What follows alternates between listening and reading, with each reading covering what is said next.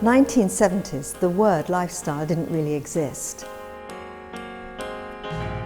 I wanted to create a lifestyle, somewhere that people could come and be inspired and be given confidence. And that aspiration has actually never changed. Out of the blue is my career.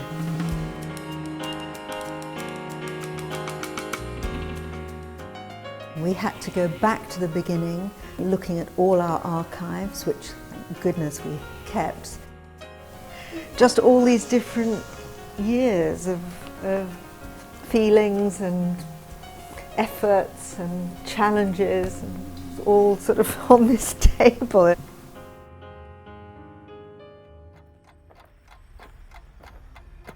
Seeing this whole exhibition and walking through, it's been really a fantastic thing to organise. What I felt was really important with this exhibition is to select the key moments of Designers Guild and the different looks that we have created of those 50 years.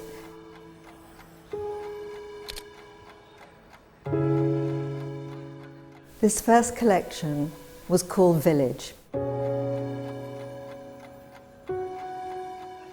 I found these beautiful Indian block prints. This was the first collection. That's where it started. There were 30 fabrics there. And I just felt that I could create something that was decorative, but contemporary, and that would give a completely new feeling to how one was living. And it was unbelievably risky, and I had very, very little money. So we opened a tiny part of the King's Road where we are now, and I just had no idea if anybody was going to come into that store, and people did respond incredibly well. Working with artists has always been such inspiration for me. And we start with a room set that involves cave facet. He's a wonderful knitter and he makes the most beautiful tapestries.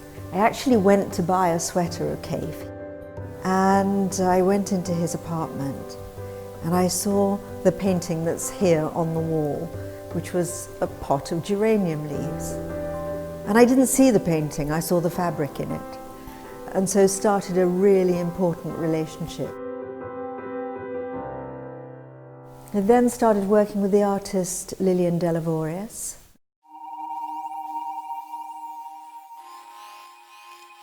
And we created a kind of more watercolour look. Paper Roses was quite a point in Designers Guild, actually.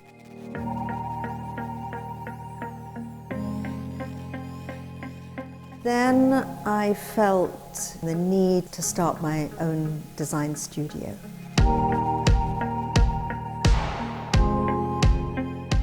The world has changed because of digital printing. We no longer have to think in the small scale of a screen print. We can create whatever we want.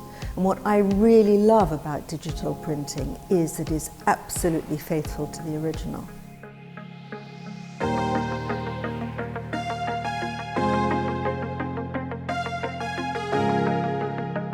So in this room we have a more maximal look. So you've got a flock wallpaper, which was a very traditional technique, but we made it contemporary.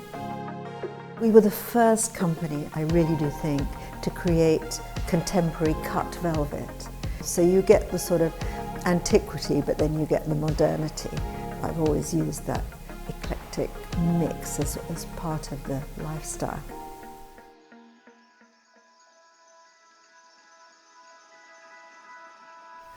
A very important moment for us was something called Indian Summer, which was based on all of these more ethnic style prints. And we mix those kind of vibrant prints with beautifully woven silks from India.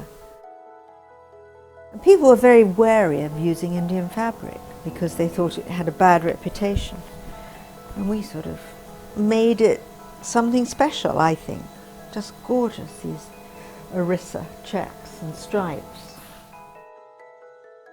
I love these fabrics. I love them to bits, actually.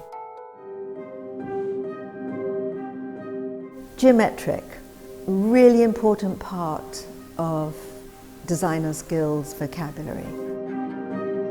In this room we've put older fabrics and newer fabrics and wall coverings, and I thought it was quite important to put all these different ingredients together.